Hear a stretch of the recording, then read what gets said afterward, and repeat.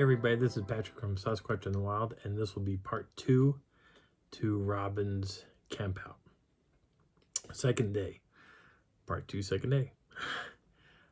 So I get up, and Daryl is getting ready to come outside. We're going to go and make her breakfast. And I said, I want to go look at the car, and she said, okay. So I go out, and I walk around my car, and as I'm going around it, first thing I see is my trail camera has been shifted. It's no longer looking the way I had it. It's now turned funny. It's kind of facing forward of the car, just a little bit more than where I had originally placed it. And I was like, well, that's weird. And so I look down and I see what looks like a belly imprint on my car, on my door. And there's a tuft of hair right in the center. And I was like, what is that? So I look down at it. I'm looking at it. I grab my camera and I start taking pictures of this. We take some macro shots and everything else. And I think Harriet comes out, and so I'm showing it to her, and she's like, "Oh, that's cool. I'll see if I can get John or Robin to come down." And I said, "Okay." So a few minutes later, John shows up. He says, "You got something on your car?" I said, "Yeah, look at this." And so I'm showing it to him. He's like, "Oh, that's weird." He goes, "I've never seen anything that color before." I said, "Yeah, me neither." I said, "Do you have a evidence kit?" And he goes, "I do. Let me go get it." And I said, "Okay." So he leaves, comes back, and he has an envelope and a pair of tweezers. And I was like, "This is what a evidence kit is?" He goes, "Well, this is what we brought. Just as long as you don't touch it with your fingers and get human DNA on it, you're probably good." And I said, "Okay." So I take the tweezers and I peel it off the car, and I move it. First, I put it on top of the car, and I think I took some more photographs of it. And then I take it from there and I put it into the envelope. Then I put it in the car, and I give him back the tweezers. In the meantime, he sees the trail camera.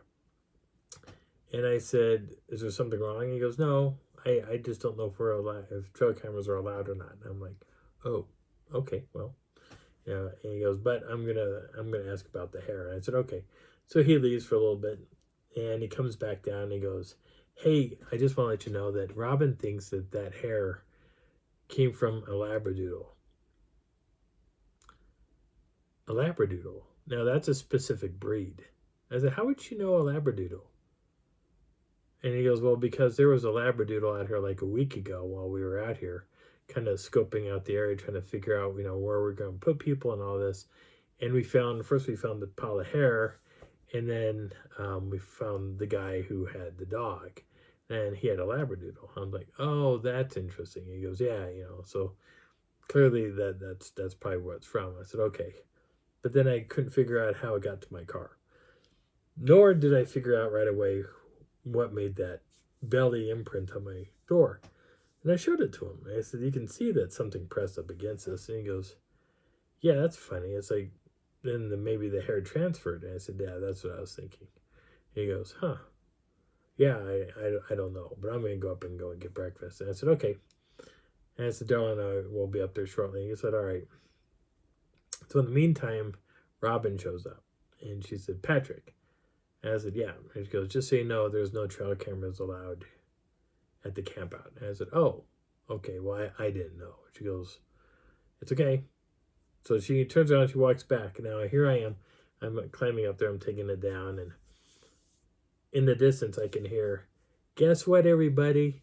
Patrick brought a trail camera, and he's going to scare away all the Sasquatches."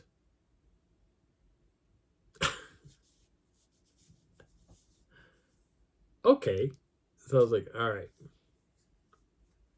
So I finally get the trail cam down, and I put that in the car, turn it off, and I turn it back on. I'm looking at it, and on the video, the first video, you can see that the camera's got a specific shake to it, like something or someone is trying to pull it off, but they couldn't get it off because they didn't know how to untie the knot from the back. But there was clearly some movement.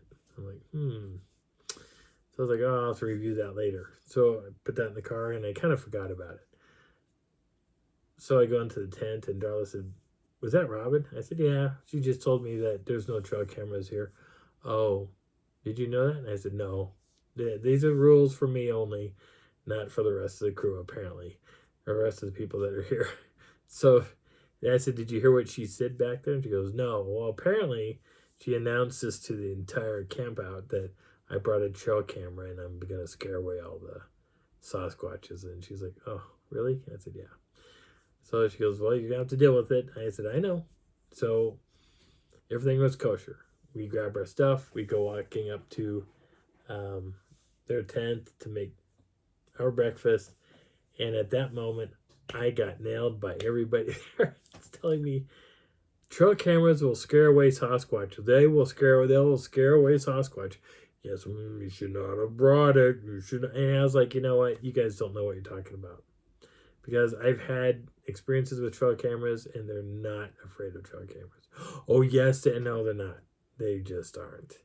And besides that, my trail camera doesn't glow red. And at that moment, I was looking at Robin and she was like, I said, you can't tell if it's on or off because there's no glow. It's a no glow trail camera. And she had this deer and headlight look looking at me, and then she looked over at John, and John's like, and he's got this grin. He's not happy that something has happened. And I was like looking at both of them, and in my head things were starting to go click click click click click click click, like, who was at my car last night? Was it you or was it her? And on trail camera, I would have seen John. I would have seen him. It wasn't John. Let's just put it that way. It caught video, and it caught video of somebody walking around my car. And not just the head part that you saw in the first video. There is something else that shows a person walking around. They turn and they're looking right at the trail camera, thinking that the thing's off. My trail camera was recording that event. And at some point, I put that video somewhere on my computer, and I'll find it. And I'll put it on maybe even the very end, because I want to do a recap of the entire event in one video. And that'll probably be at the very end of this, over the next few days, or the next couple of weeks, or how those things can be played out. But I just saw this look, and I was like, well, breakfast was good. And I said, Darla, you gonna stay here? And she goes, yeah, I don't want to walk. And I said, okay.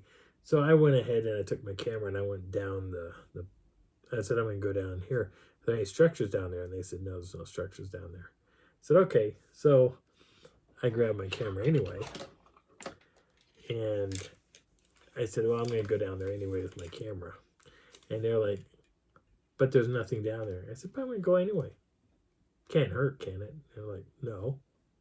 So I go walking down the trail, and within a few minutes, I see my first structure. It's hidden away off in the grass. It's off to the left, and I walked around to it. I looked at it, and I was like, "I'll be darned." From the trail, it just looked like a series of sticks. And then when I got up to it, I was like, "Oh no, this is an interesting structure. This is different." And so I took a picture of it and the surrounding area. I was like, this is intriguing. So then I came back out and I started walking further up and around, and I found ground art. Ground art is usually some form of geometric pattern, or this equal sign, or a V, or V's with things on top of it. All those things have a meaning behind it. And I talked about this in a video a while back, not a long time ago, but like a month or two about it. And I hinted about it. I was going to talk about what some of the meanings are on some of these structures or these ground art. Sir doesn't believe in ground art, but some people in Sir does believe in ground art. So I went ahead and I photographed things, and I began finding structures way back. Came back, went up on the hill, and I found lean-tos all over. About every other tree had a lean-to. But from our point of view looking up, you couldn't see them. From up there looking down, you could see them.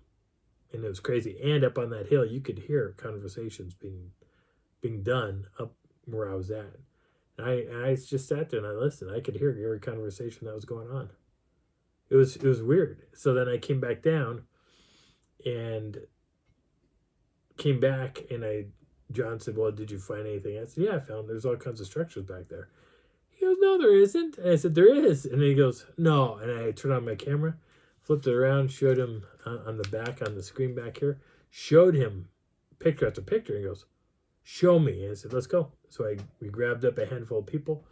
We went hiking back in there and we walked around and I began pointing out structures.